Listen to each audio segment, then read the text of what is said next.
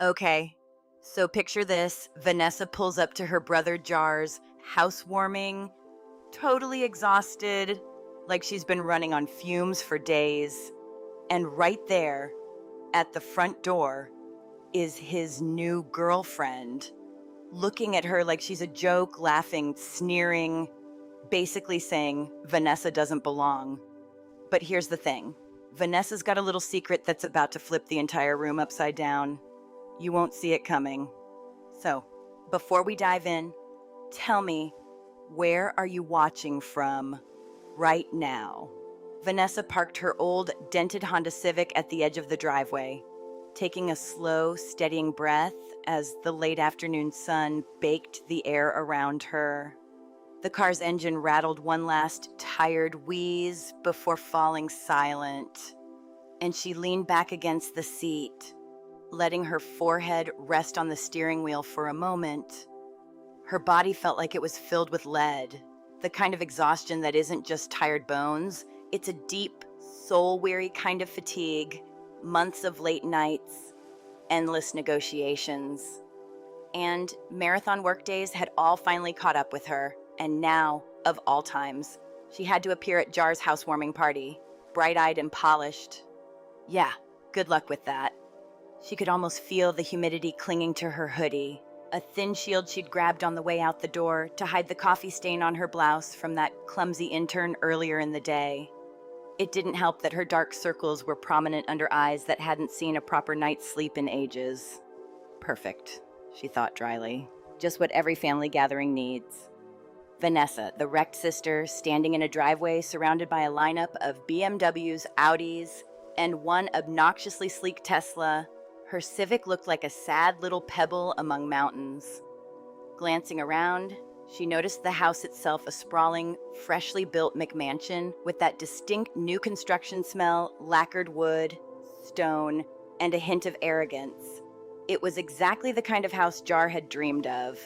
The kind of house that screamed money and prestige, supported heavily by their parents. Of course, Vanessa imagined herself stepping inside, her sneakers crunching on pristine gravel, and she felt that familiar twinge of being out of place, the sort of discomfort that her family seemed to cultivate like an art form.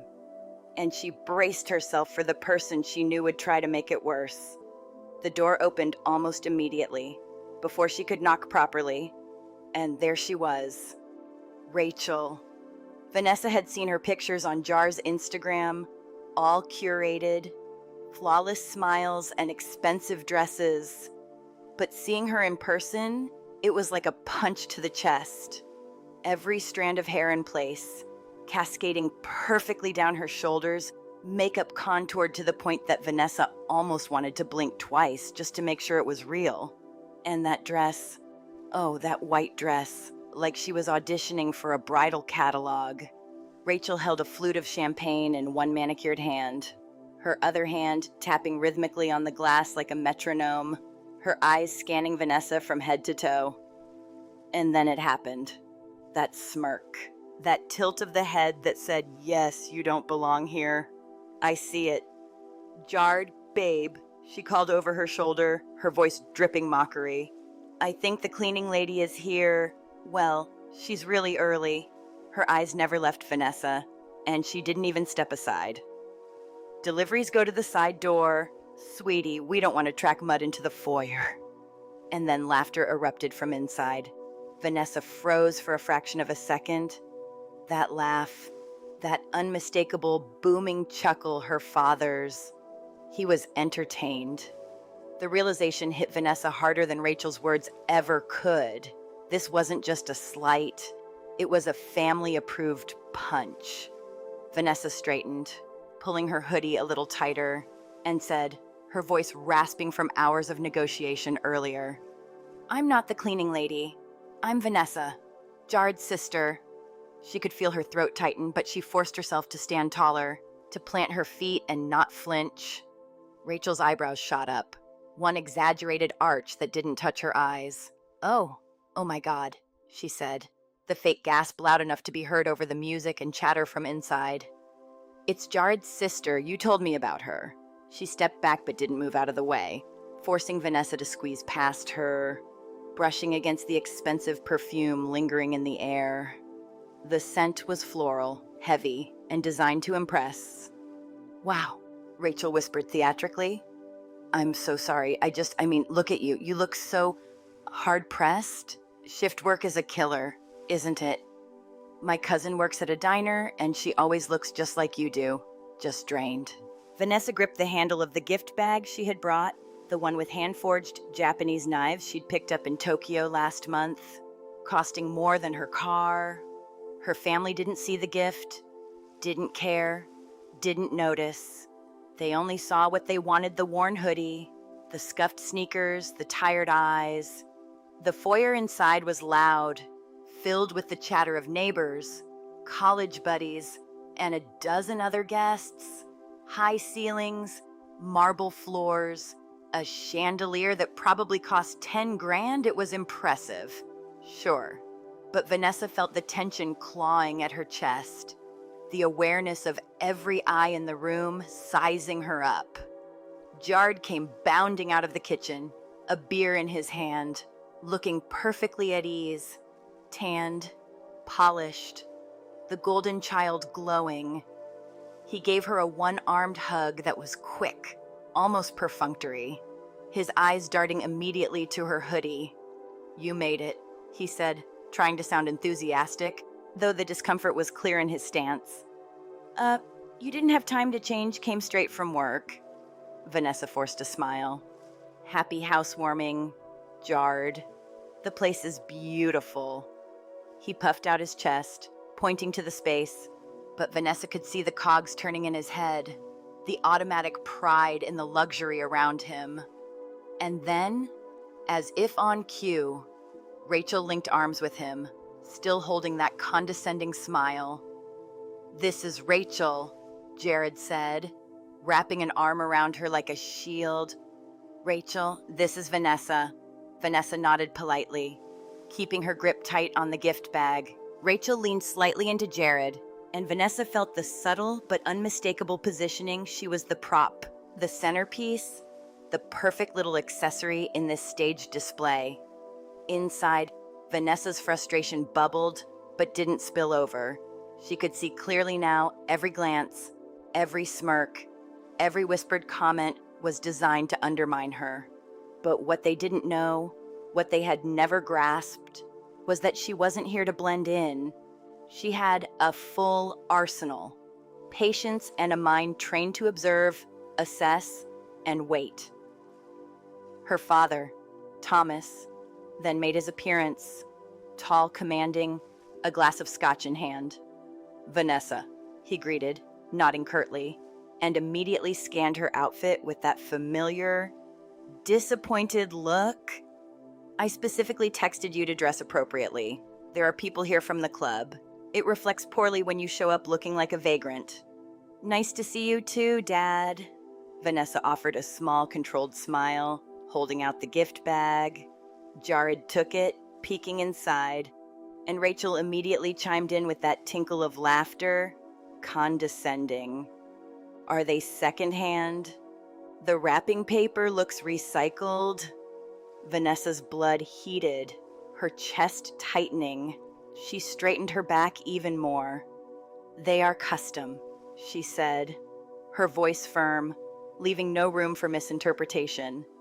Rachel laughed again, brushing it off like Vanessa's very existence was a joke. And the worst part, her family just nodded, not because Rachel was right, but because she fit the narrative they'd long held about Vanessa. They assumed struggle, they assumed failure, they assumed she was beneath them. And that assumption, as much as Rachel's words, stung. Vanessa walked deeper into the house, taking note of every detail: the polished floors, the gleaming marble, the laughter that seemed to orbit Rachel, Jared, and their father. She watched Rachel float from person to person, a predator in white chiffon, calculating, laughing, flattering, subtly attacking. And yet, despite it all, Vanessa's mind was alert, cataloging everything, filing every slight and misstep. She could see the disparity, not just in wealth or appearance, but in perception versus reality. She had closed a massive merger just hours ago, had spent weeks negotiating high-stakes contracts, yet here she was, seen as the struggling sister, the joke, the easy target, and her family, well, they were complicit, laughing and smiling as though it were entertainment. As Vanessa moved past the crowd, holding her ground, she felt the weight of every glance, every subtle jab. But it only sharpened her focus. She wasn't going to react emotionally. She didn't need to. Observation, patience, and timing were her allies. Rachel might have thought she had power, but power without truth, without knowledge, without leverage, was fragile. Vanessa felt a quiet, almost imperceptible smile tug at the corner of her lips. They had underestimated her, just as they always had, and that she knew was about to change. Vanessa sank into a quiet corner of the living room, the chatter of the party washing over her like static, background noise she barely registered. Her eyes drifted across the room, settling on Jared laughing with his friends, golden, tanned, confident the way their parents always wanted him to be, the golden child. And there she was, standing on the periphery, the spare, the one who was supposed to learn lessons in humility, to be grateful, to fail quietly and carry the weight of expectation in silence. It had been that way for as long as she could remember, a narrative written before she had even spoken her first word. She thought back to their childhood, the subtle differences, the constant comparisons. If Jared got an A on a test, it was celebrated, a small parade of congratulations and pride. If Vanessa earned an A, it was expected, shrugged off as normal, as if her accomplishments were merely the baseline for what any child of theirs could do.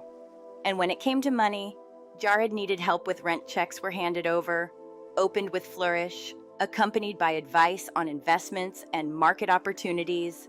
When Vanessa had tuition to cover, it'll build character, they said, take out loans, learn to manage, character building they called it, financial independence, struggle, and she had taken those lessons seriously, too seriously maybe. 3 jobs through college, nights spent coding and learning every aspect of digital marketing she could absorb, teaching herself skills that her peers had to pay thousands of dollars for. The damp basement apartment she called home had been her proving ground, a workshop where her dreams were forged in solitude and determination. She'd eaten ramen in silence, stolen Wi-Fi from the coffee shop downstairs, reinvesting every cent she could spare back into her vision. Her mind wandered to Helix Media, the company she had built from scratch. Starting with nothing but determination and a knack for strategy, she had clawed her way up. Every late night, every missed birthday, every holiday spent hunched over her laptop had been a building block, a piece of the foundation she was now standing on metaphorically. Of course, because her family had no idea. They assumed she was scraping by, freelancing, surviving on small gigs and marketing work that looked insignificant from their point of view. They didn't ask, because they didn't care. And at first, she hadn't corrected them. There was a strange satisfaction in letting them believe she was vulnerable, in letting them underestimate her, because one day, she'd show them, but not yet. The timing had to be perfect. Vanessa glanced down at her hands, smooth and capable, the same hands that had signed contracts, negotiated mergers, and built a digital empire from the ground up. The irony wasn't lost on her. She could close multi-million-dollar deals before breakfast, yet her family saw her as the struggling sister in a hoodie, the girl who couldn't quite get her life together. They had laughed at her hoodie, at her Honda, at the coffee stain that marked her blouse, not realizing that each small, visible imperfection was carefully chosen or ignored so they would continue to misjudge her. It was almost poetic, if it weren't so maddening.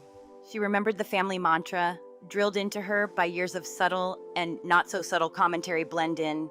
Don't make a scene, don't overstep, never challenge the hierarchy. The hierarchy was clear-jarred at the top, shining, receiving accolades and privileges, and Vanessa expected to follow, observe, silently absorb lessons about humility and patience. Her father's booming voice, her mother's quiet disapproval, even the casual jabs and comparisons were all part of this pattern. Every slight, every dismissive comment reinforced it, and yet, every day, Vanessa had resisted being relegated to that corner of invisibility. She had worked harder, sacrificed more, and built something that no golden child could casually inherit or flaunt without effort. She thought about the countless nights she'd spent alone, drafting business plans on scraps of paper, researching trends, reaching out to potential clients while her family celebrated Jared's sports achievements or college accolades. She remembered the endless rejections, the way investors would shake their heads politely, dismissing her ambition. And yet, she had persisted. Every small victory was hard won, and yet invisible to the people who should have been proud. Invisible because they had already decided her story, the struggling sister, the underdog, the one to watch fail gracefully. And Vanessa had learned early that the world sees what it wants to see. Let them see her as frail, as unimportant, as lacking. Let them underestimate her. That made the moments when she revealed the truth all the sweeter. Her gaze drifted again to Jared, the embodiment of what their parents valued most. The shiny polo shirt tucked into chinos, the effortless confidence, the easy laugh, all of it a polished package designed to impress. And Vanessa, in her hoodie, tired eyes, and worn sneakers, looked every bit the opposite. She could see the comparison written on their faces. Even now, him, the favored, her, the disposable observer. Her father's glance, just a moment ago, had been enough to remind her. The same man who had clapped Jared on the back, proud and beaming, had barely acknowledged her existence, not because she wasn't successful, but because he refused to see beyond the surface, and that, Vanessa realized, had shaped her more than anything else. Because beneath the exhaustion, beneath the layers of clothing and caffeine-stained fatigue, there was a core of steel. Years of being misunderstood, underestimated, and overlooked had honed her instincts, sharpened her mind, and hardened her resolve. Every late night in that damp basement, every skipped party, every lonely lunch, every moment when she wondered if it was all worth it, it had been worth it. She had built Helix Media from nothing. She had taken a tiny idea and grown it into a powerhouse, handling clients the size of Fortune 500 companies, orchestrating mergers, guiding a team of talented people, all while her family assumed she was scraping by in obscurity. Vanessa's mind raced, cataloging moments from her past, the subtle favoritism, the overt dismissals, the sense that she was always a step behind in their eyes. She remembered Jared asking for help with rent and her parents cheerfully obliging, opening checkbooks and passing along money without a second thought. When she had a financial hurdle, she had been told to struggle, to learn, to toughen up, and she had. She had learned, she had built resilience, independence, and an empire that none of them had truly anticipated.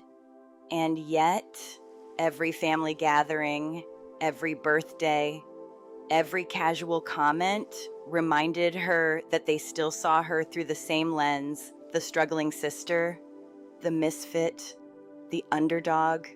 Her existence, her successes, her grit were invisible, overshadowed by the curated perfection of the golden child.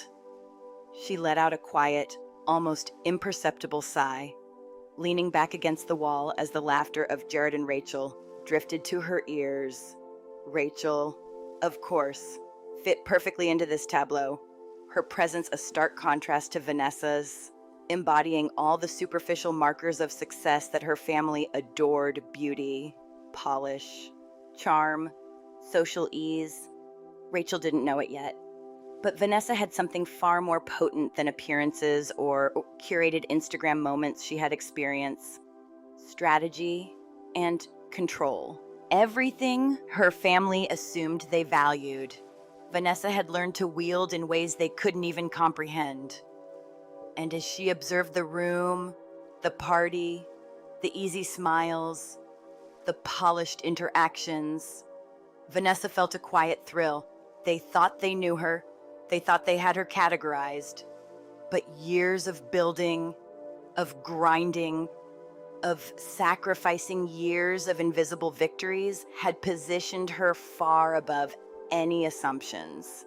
She could see the patterns, the blind spots, the predictable biases. They saw the hoodie, the Honda, the tired eyes, but they had no idea who they were really dealing with. And that realization settled in her chest, a slow-burning heat of anticipation. The imbalance of power was subtle, but it was there, just waiting for the right moment. Vanessa reflected on the irony. They had assumed she was struggling, that she needed guidance, that she was the cautionary tale, and meanwhile, she had been navigating boardrooms, negotiating multi-million-dollar mergers, leading a growing company, all while being invisible in their eyes. Every comment, every sideways glance, every subtle laugh, each one had reinforced the story they wanted to believe, not the reality of her accomplishments.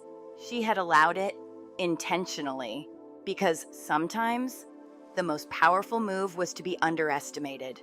Let them see her as small, weak, or struggling. Let them believe they had control over the narrative. And then, when the timing was right, let the truth speak for itself.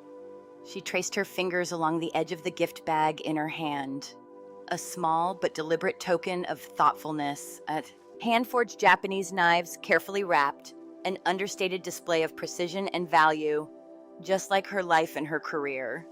No glitter, no flash, something solid, something real. And yet, her family and Rachel would probably miss it entirely, dismiss it, and she'd let them, because the story wasn't about impressing them with gifts. It was about timing, observation, and leverage. The payoff would be far greater than any immediate recognition. In that moment, Vanessa felt a mixture of exhaustion, frustration, and satisfaction. The party carried on around her, a blur of music, conversation, and laughter that masked the tension she carried quietly in her chest. Her body was drained, her eyes tired, her hoodie rumpled, but her mind was sharp, her instincts primed, her strategy forming in real time. They had underestimated her, assumed her failure, judged her appearance, laughed at her struggle, and she had endured. She had built, grown, and waited for the moment when perception would collide with reality. The imbalance, she knew, was temporary. And when it flipped, it would be undeniable. She let the weight of that thought settle, feeling her spine straighten and her jaw firm. The hallway felt narrower, the lights brighter, the chatter sharper, but Vanessa was ready.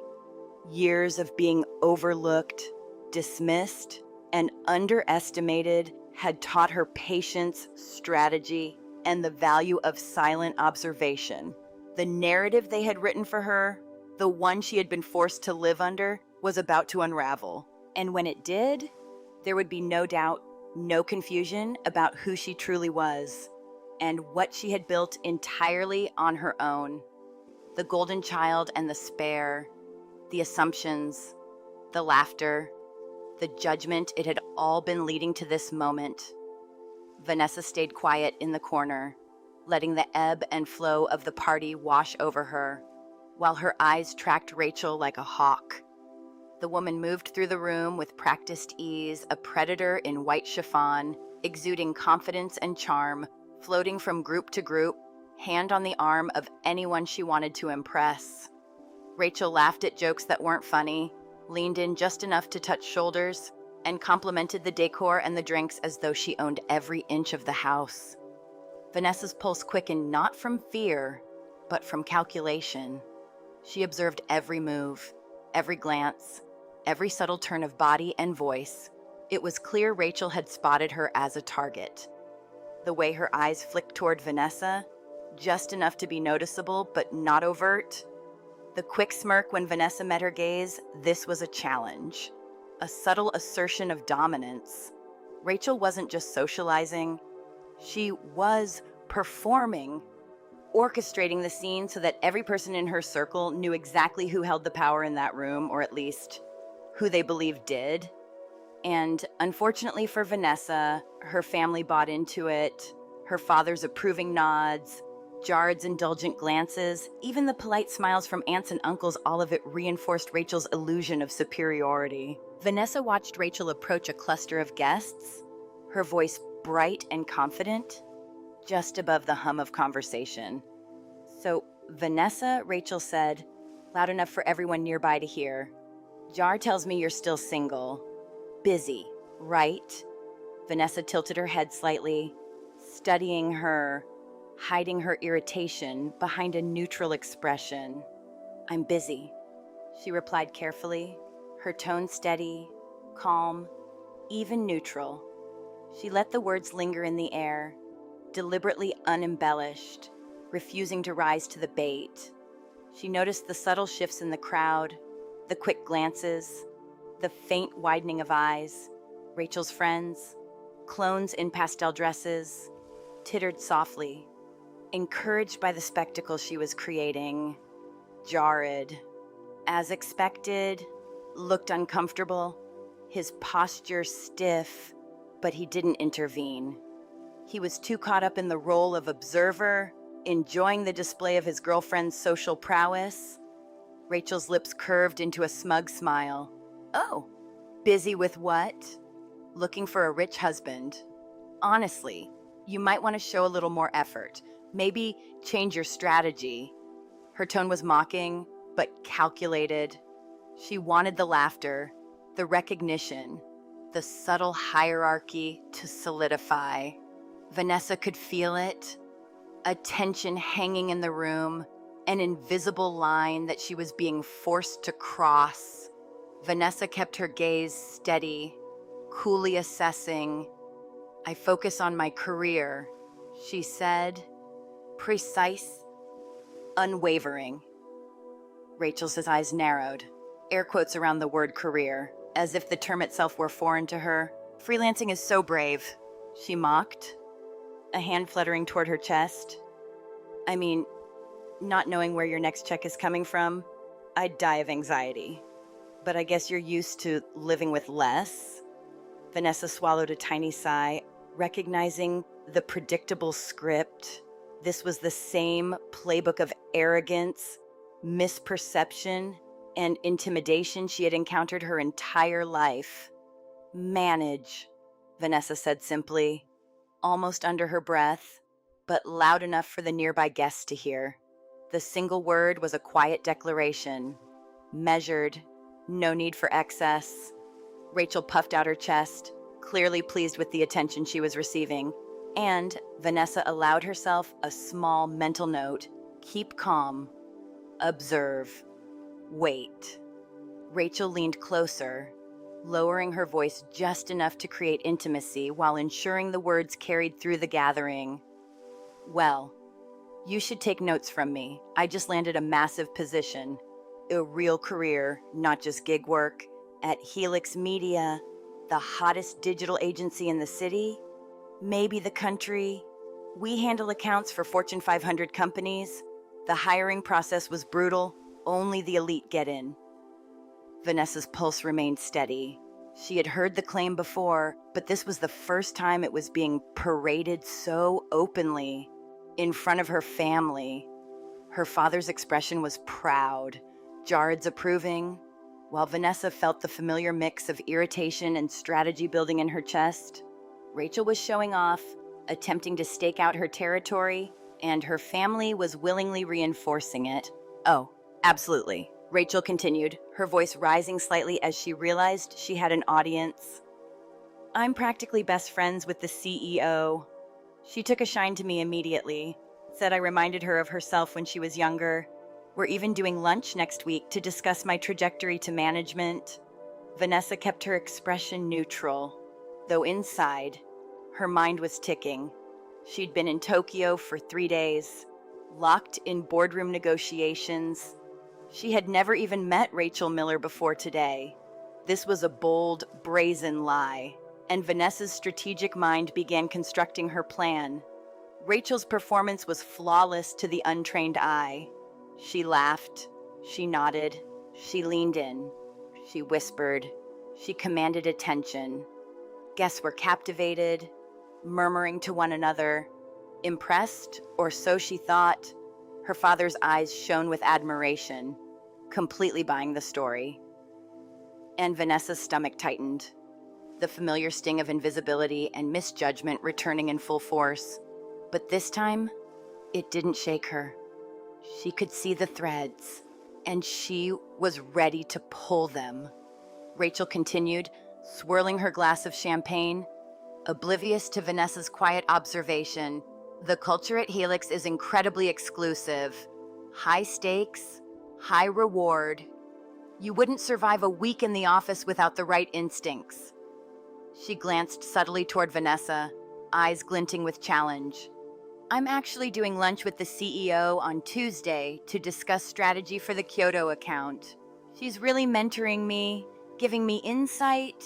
Isn't that exciting? Vanessa's heart skipped a beat, not in fear, but with anticipation.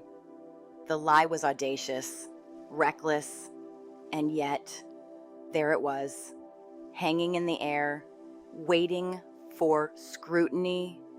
She took a slow sip of her water, letting the silence stretch, drawing attention, her mind calculating the moment for intervention. Rachel had underestimated her. Again, that had been the pattern: underestimate, assume, misjudge. And Vanessa was patient.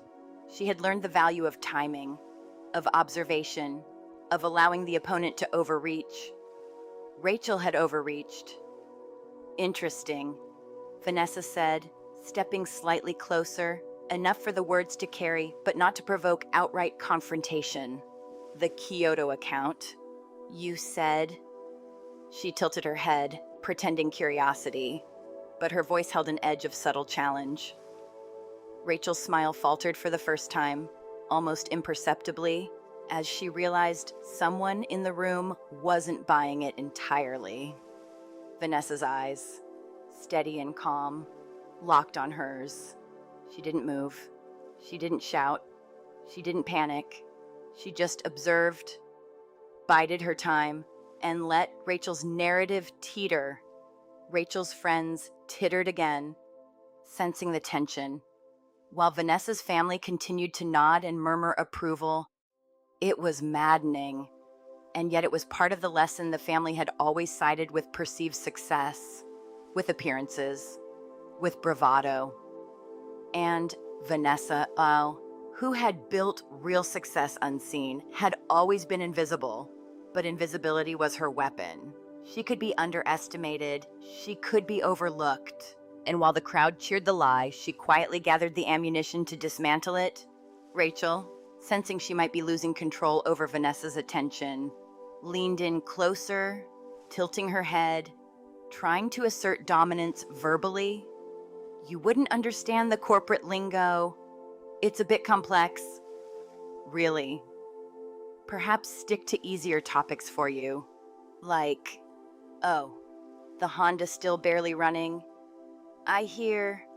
The laughter that followed was faint, but enough to remind Vanessa that perception was reality here, at least temporarily. Her father chuckled. Jared's eyes darted between them, and Vanessa took it all in, noting the patterns, the reactions, the room's dynamics. Vanessa exhaled slowly, a deliberate, almost imperceptible breath.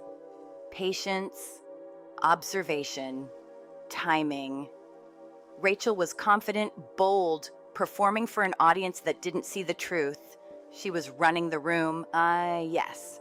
But Vanessa had the vantage point to see through it, to notice the misstatements, the exaggerations, the small cracks in the facade. She allowed the tension to build, letting Rachel continue her performance, because every word, every claim, every gesture was laying the groundwork for the eventual unraveling. And Vanessa knew when it would come, it would be spectacular. The party carried on, music humming in the background, glasses clinking, laughter echoing. Rachel moved on to another cluster of guests, leaving Vanessa momentarily in her wake, and Vanessa let her, scanning the crowd, noting reactions, gathering context.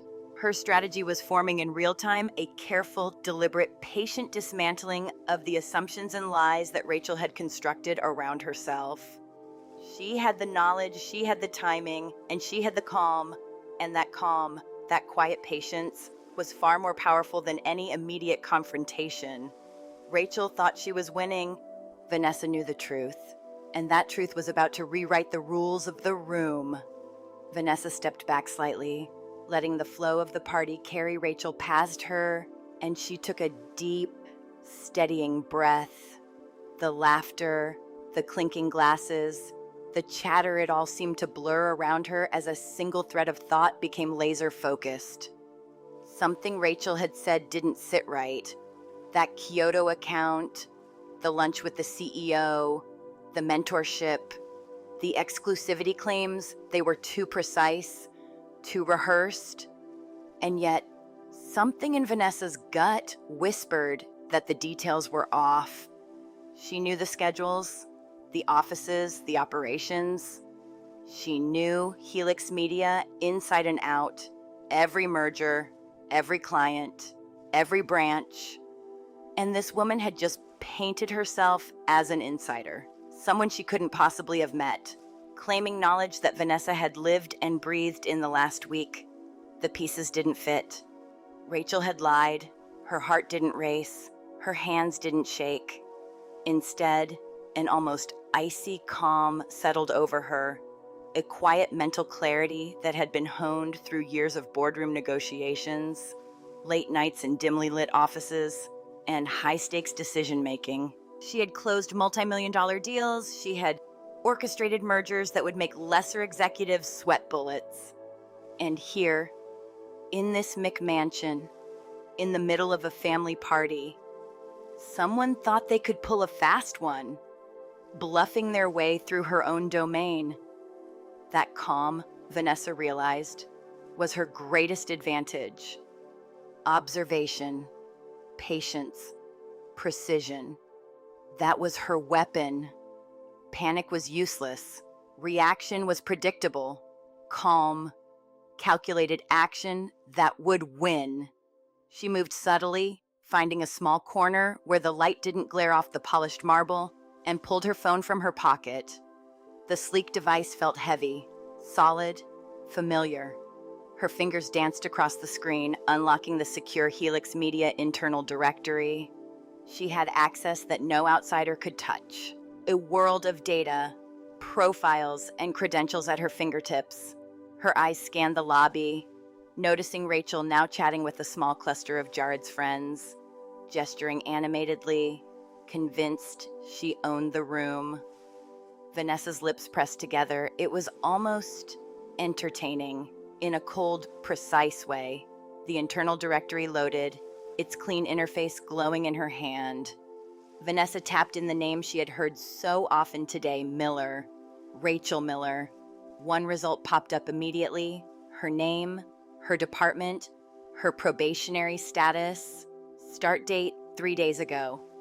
Vanessa's breath remained steady as she scanned the attached resume and internal notes. 5 years of experience claimed at a company that had gone bankrupt 3 years prior. Advanced negotiation skills listed, but flagged internally as untested.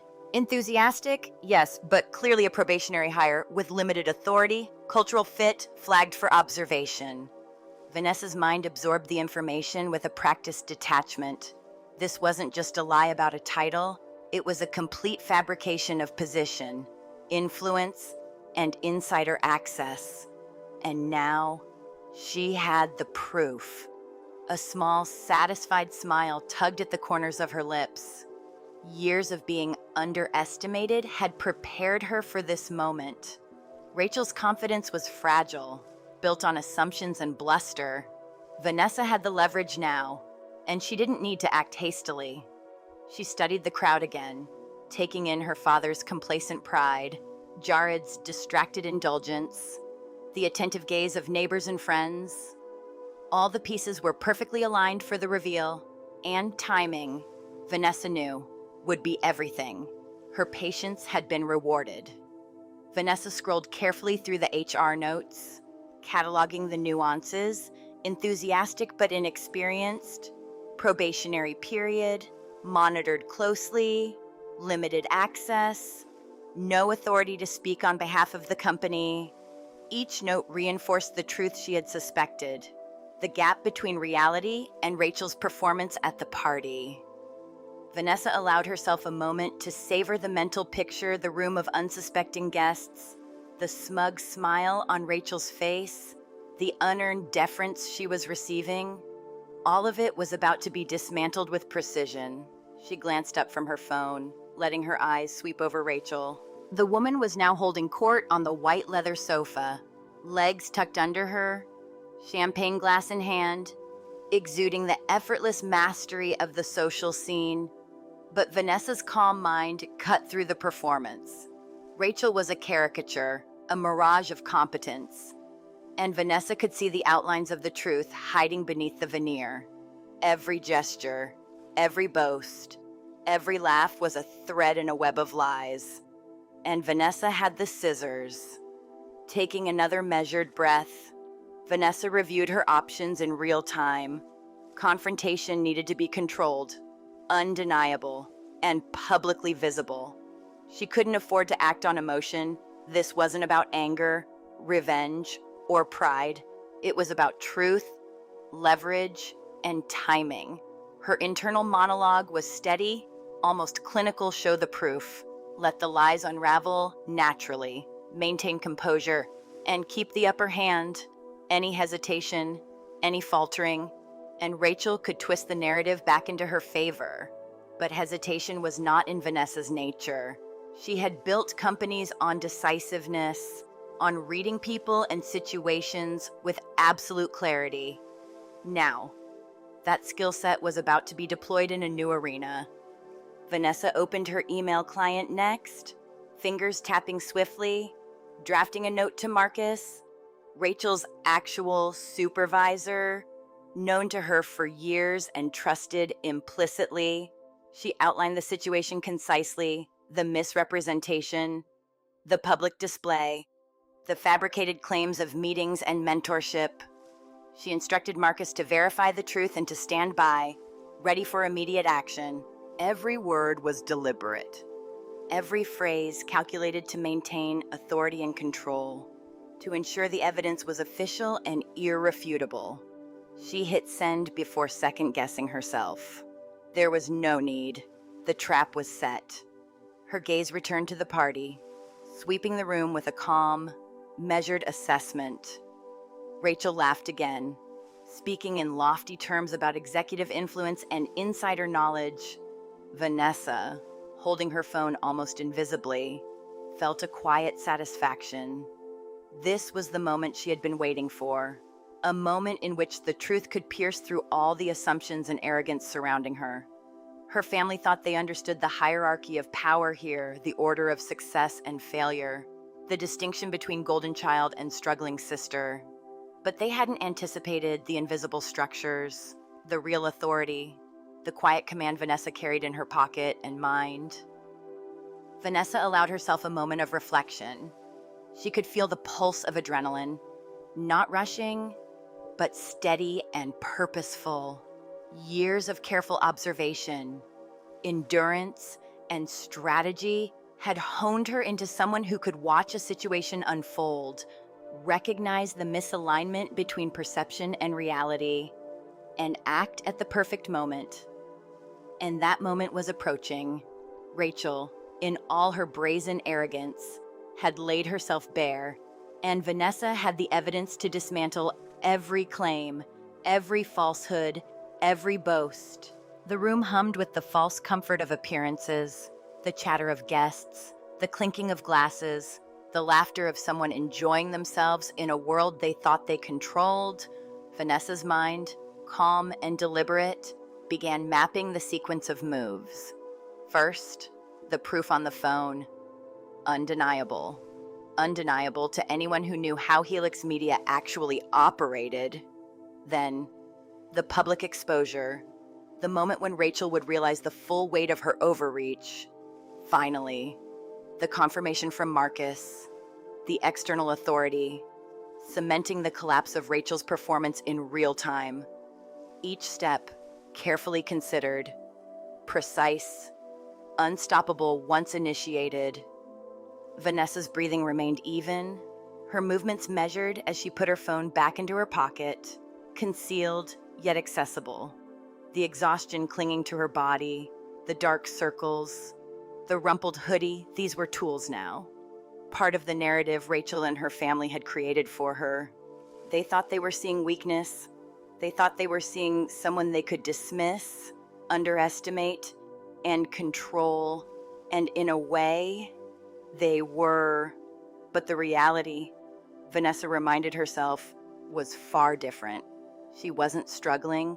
She wasn't unprepared. She wasn't powerless. She was patient. She was prepared. And she was in complete control of the truth. A faint smile crossed her lips as she watched Rachel continue, unaware of the storm quietly forming. Every gesture, every exaggerated laugh, every boast of mentorship and executive insight was another brick in the edifice of Rachel's deception. And Vanessa had the key to bring it all down. It wasn't malice that propelled her, not revenge. It was precision, justice, and the satisfaction of exposing the truth to those who had underestimated her all along. She had built Helix Media from the ground up, closing mergers, managing teams, handling clients that Rachel couldn't even begin to comprehend. And now, in this oddly intimate, ridiculous setting of a family party, that authority would manifest in full, undeniable clarity. Vanessa's eyes scanned the room one last time, registering the positions of her father, Jard, and the surrounding guests. Everyone had a role in this performance, even if unknowingly. And Vanessa's role, though quiet and understated for now, was about to shift. She felt the steely edge of determination settle fully, an internal readiness that mirrored her calm exterior. Rachel's lies were about to meet reality, and the timing, Vanessa knew, would be perfect. The suspense, the anticipation, the poised calm, all were part of the strategy she had honed over years of hard work, meticulous observation, and relentless perseverance. She adjusted the grip on her hoodie subtly, a small, almost imperceptible motion, as if steadying herself for the coming sequence. And for the first time that evening, she felt a thrill, not the jittery, nervous excitement of confrontation, but a deliberate, confident, controlled anticipation. Rachel thought she was untouchable, and for a moment, she almost was. But Vanessa had the truth. She had the authority. And she had patience. And those were forces far more powerful than any smirk, any boast, any illusion of status. The moment was coming, and when it arrived, the room would witness a reckoning they would not forget.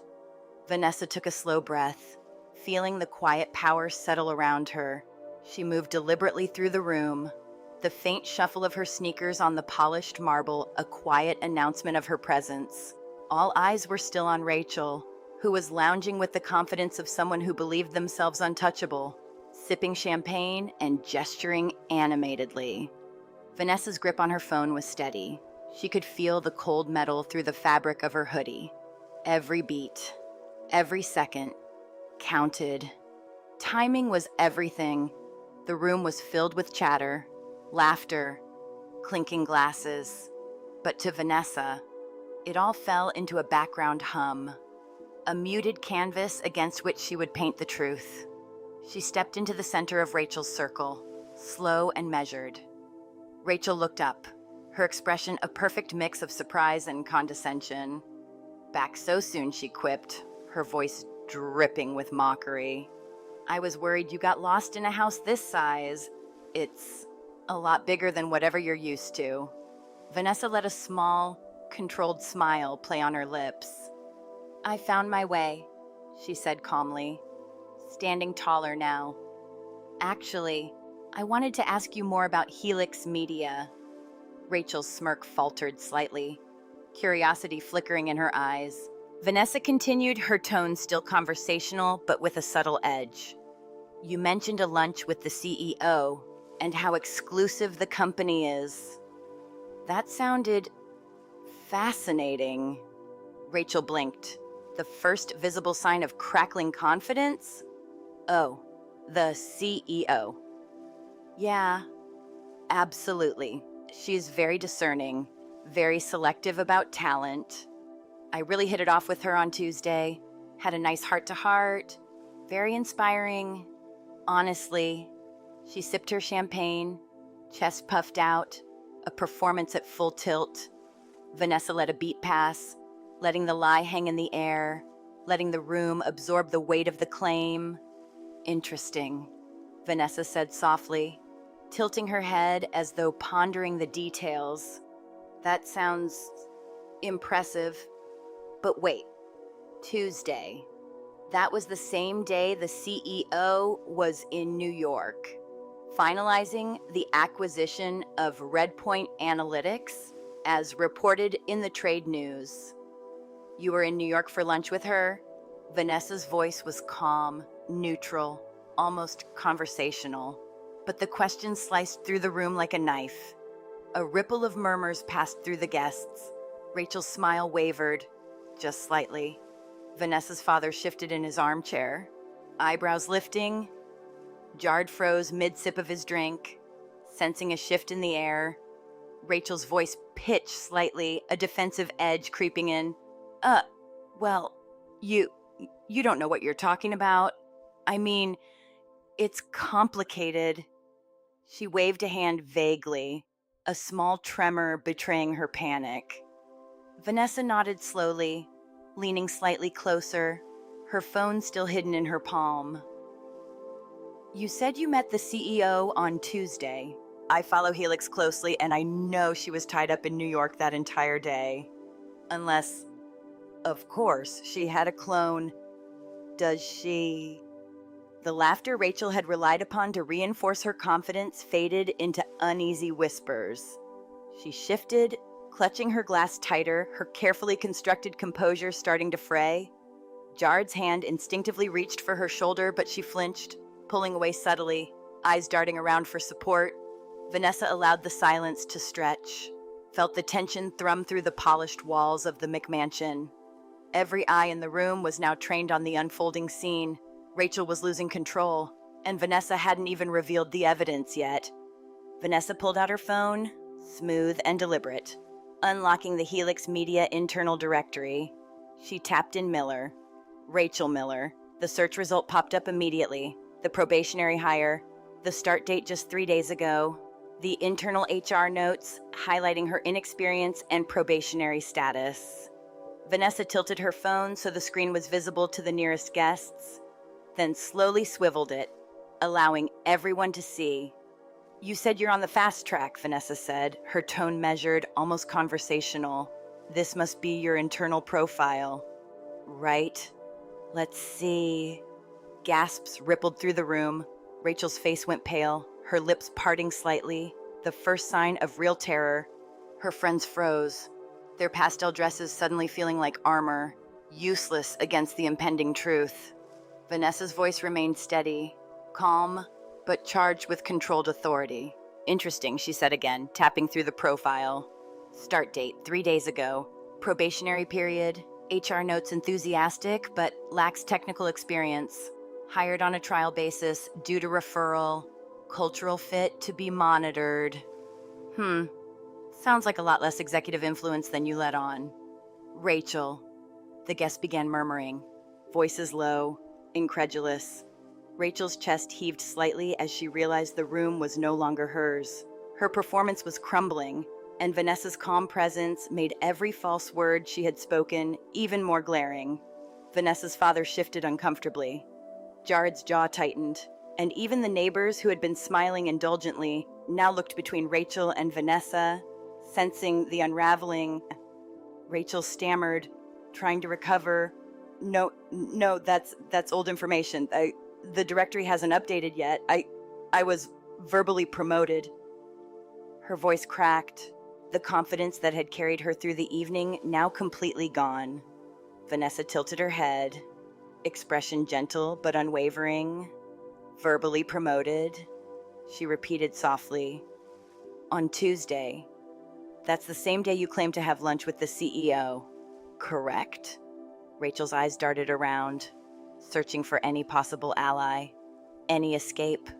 Her friends murmured, unsure, and Jared looked increasingly uncomfortable, glancing at Vanessa with confusion and concern.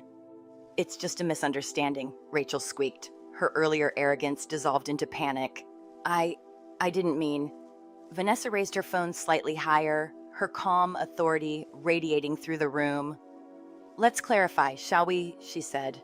She tapped the screen and initiated a call to Marcus Thorne, Rachel's actual supervisor, putting it on speaker so the entire room could hear. The phone rang once, twice, and then a clear, authoritative voice came through Vanessa. I got your email. Why is Rachel claiming to be an executive? Do you want me to terminate her access immediately? Clause 4 violation, public misrepresentation, gross misconduct. Rachel's face turned an alarming shade of red. Her hands clutched the arm of the sofa as her voice pitched higher. No, you can't. It's illegal. But Marcus's voice, calm and firm, cut through the panic. Vanessa, if she is misrepresenting her position publicly, yes, it is actionable. Immediate termination and revocation of access. The silence that followed was absolute, the kind that presses in on you, oppressive and heavy. Glasses clinked somewhere in the distance, but in the room, time seemed to pause. Vanessa's father stared at her phone as if it were a grenade, his mouth slightly open, processing the abrupt collision of reality with the narrative he had accepted for months. Jared stepped back, jaw slack, eyes wide. Rachel's knees trembled. The confident, commanding woman who had ruled the party just moments ago, now reduced to a quivering, panicked figure. Vanessa's voice remained calm, almost conversational, cutting through the room like a scalpel. Marcus, thank you. No need for security. Rachel has made her point. Her gaze flicked to Rachel, cold and precise. She's finished her presentation. Haven't you? Rachel let out a choked half-sob, reaching toward Jared, who recoiled instinctively. Guests shifted uneasily, some leaning forward, others averting their gaze, sensing the social implosion in real time. You lied. Jared finally managed, voice cracking, disbelief and anger mingling. You said you were an executive, earning 6 figures. You misrepresented everything. Rachel's voice was high and desperate. I have potential. It was just a small white lie I wanted to impress. Her words faltered under the weight of Vanessa's unyielding calm and the phone's undeniable proof. Jared looked from Rachel to Vanessa, confusion and horror painting his features. His father's expression hardened, understanding dawning painfully late that the golden narrative he had supported was a lie built on charm and bluster. Vanessa didn't raise her voice, didn't shout, didn't flinch. She simply stood there, the phone in her hand, the evidence displayed for everyone to see. "You know, Rachel saw," she said quietly. "Measured, deliberate. You bragged about the exclusive culture, the mentorship, the lunch with the CEO. You assumed your family would accept it, and you assumed I would be intimidated.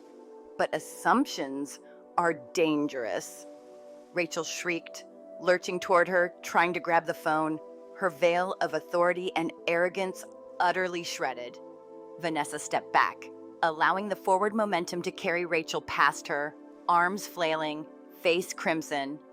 "I didn't trick you," Vanessa said firmly, voice carrying over the murmuring crowd. "You tricked yourself. You filled in the blanks with your own prejudices. You assumed, you lied, you performed, and now it's all undone." The room was frozen, a tableau of stunned onlookers.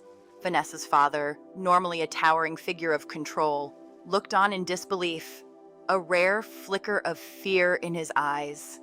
Jared's mouth opened and closed, words failing him.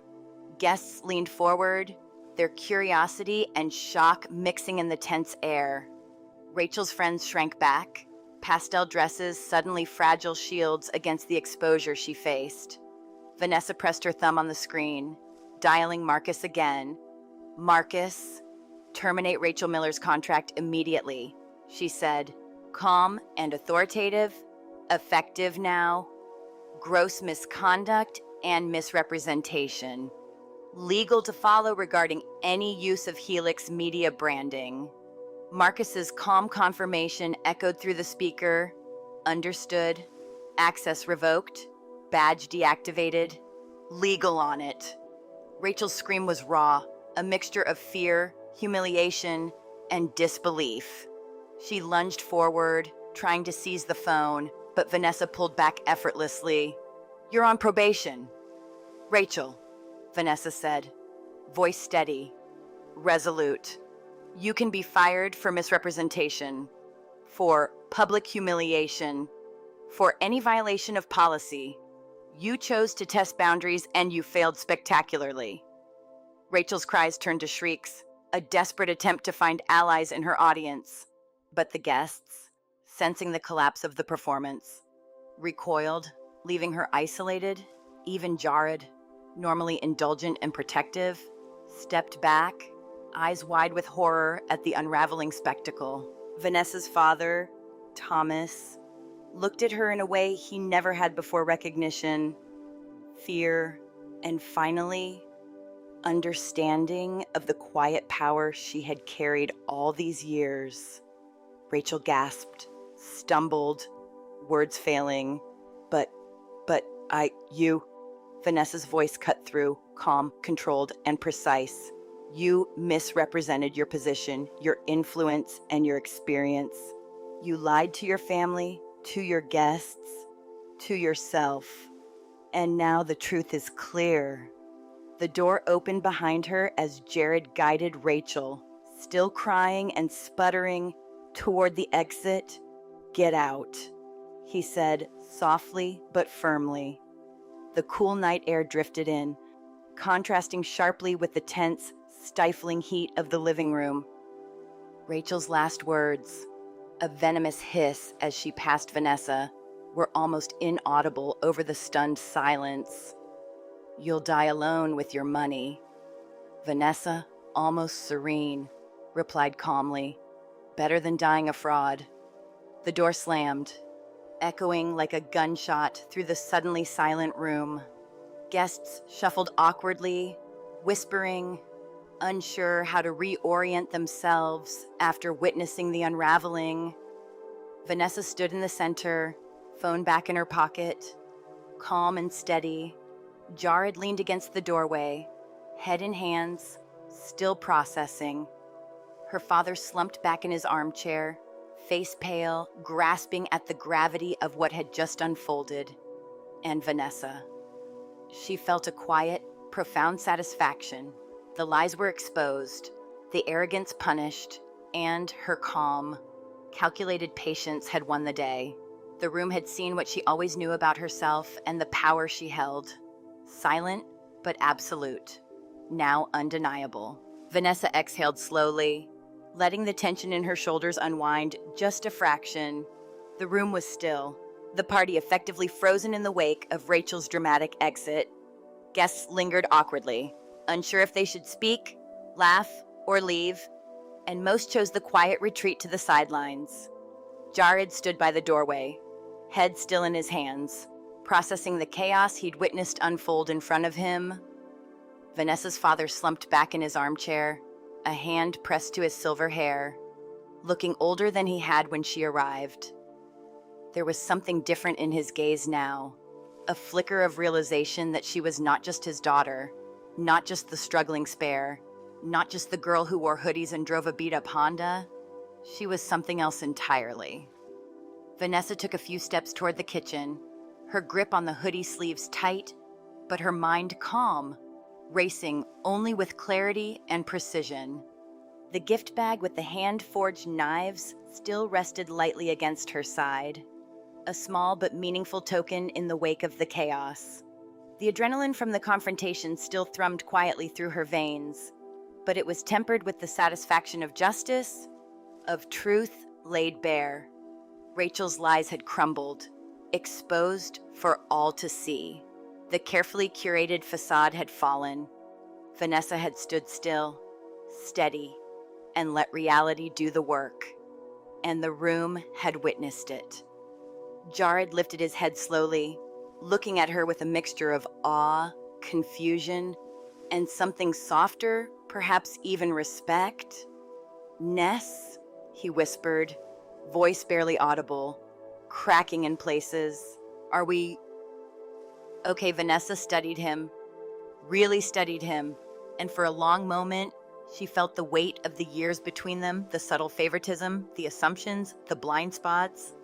But right now, there was a kind of a quality, a shift in the balance, and she realized she didn't need to fix anything. She just needed to acknowledge it and move forward. "I don't know," she said honestly, her voice low, reflective, and calm. "I think I need some space. A lot of space." She could see the hurt flicker across his face, the tension of realization settling in. But she also saw understanding beginning to bloom, slow and tentative, like a plant pushing through concrete. He nodded slowly, leaning against the doorframe, watching her with quiet attentiveness, finally acknowledging her presence beyond the surface. Her father, Thomas, rose slowly from the armchair, his footsteps heavy on the hardwood floors. He approached her cautiously, almost hesitantly, the gravity of the moment pressing down on both of them. "Vanessa," he said softly, reaching out a hand. There was vulnerability there, an uncharacteristic uncertainty in the way he looked at her. For decades, he had measured her through a lens of assumptions and expectations, a template that had never included the real Vanessa. Now, the veil was lifted. She took a step back, just enough to maintain distance, her expression measured. "Don't," she said quietly, cold but not cruel. "Don't try to claim this now. Don't try to step into something you didn't support, didn't protect, and didn't understand when it mattered." Her words were gentle, reflective, yet carried an undeniable authority. She could see the conflict in his eyes, the dawning realization of all the times he had failed to defend her, the invisible achievements he had overlooked, the sacrifices he hadn't recognized. It was a lot to process, and she let him process it. She didn't need validation in that moment. She needed clarity, and she had it. Thomas ran a hand through his silver hair, a deep sigh escaping him. "Vanessa, I am proud of you. 65 million. My God, you're a CEO, a titan of industry, he said, awe laced with a hint of regret and disbelief. Vanessa studied him, noticing how his eyes were drawn not to her hoodie, not to her worn sneakers, but to the reality of her accomplishments. That same gleam she had seen in Rachel's eyes, the gleam of obsession with power and influence, was now mirrored, reluctantly, in her father's gaze. I am Vanessa, she said firmly, voice steady, measured. Not the struggling sister, not the girl you assumed would fail, not the girl you dismissed. I am me. I built this. I earned it. And yes, VM Holdings, Helix Media, all of it, from the ground up. Her father swallowed hard, nodding slowly, understanding dawning painfully. He opened his mouth, perhaps to apologize, perhaps to explain, but Vanessa shook her head slightly. No, she said. A small, definitive pause. Don't try to rewrite history now. Don't try to make this about being proud after the fact. You failed the test when it mattered most. You assumed I was struggling so you could elevate Jared. You assumed because I didn't ask for help. I wasn't capable. You assumed. And assumptions are dangerous. Her tone was calm but unmistakable. There was no anger, no bitter edge, just clarity and authority. The weight of years of misunderstanding and underestimation hung in the room, undeniable and heavy, yet liberating. Vanessa turned her gaze to Jared, who was leaning awkwardly against the doorway, looking smaller than usual, the golden child's aura tarnished by the reality he had witnessed. Jared, she said softly, her voice a mix of warmth and gentle reprimand. You let someone treat me like that tonight because you thought status mattered more than family. You assumed Rachel's lies over my reality. And yes, it's clear now you didn't know she was lying, but that's not the point. The point is that you saw it and you let it happen. Jared swallowed, eyes wide, words failing him. Ness, I didn't know. I thought, you thought what she asked? Interrupting gently, letting the silence stretch, giving him space to confront the truth, that appearances were reality, that someone's story mattered more than the truth, that my life, my work, my efforts didn't deserve recognition until it fit your narrative.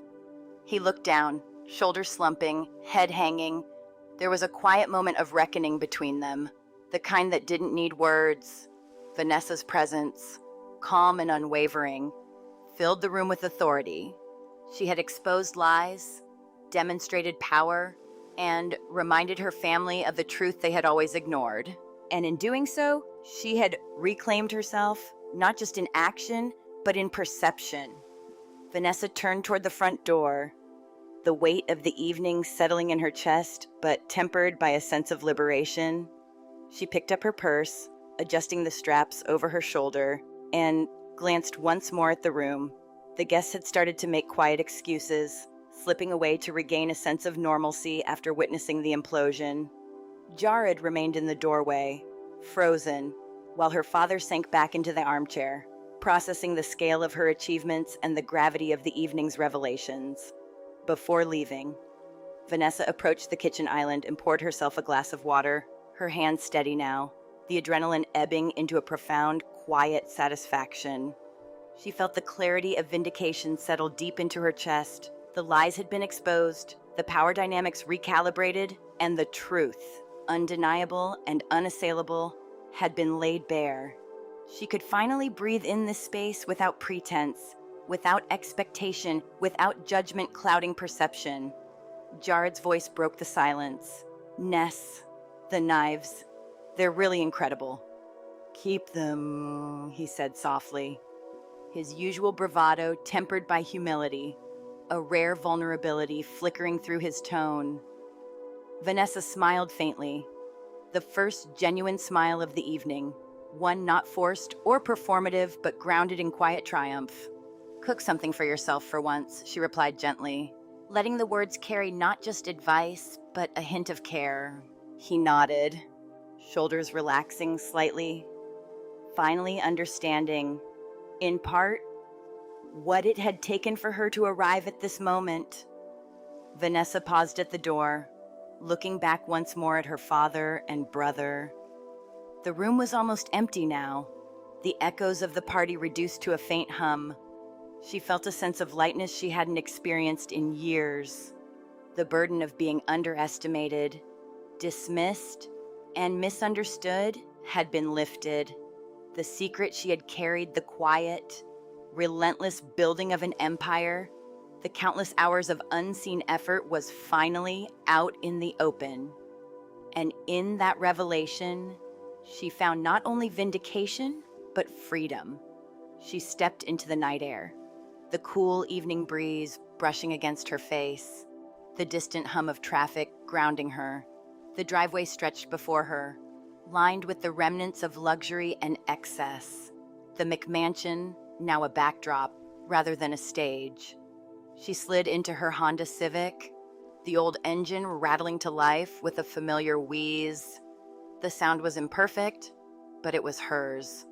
The car had been with her through years of hard work and relentless dedication, a silent witness to her rise, and now it was a symbol of her independence, her autonomy, her freedom from judgment and expectation.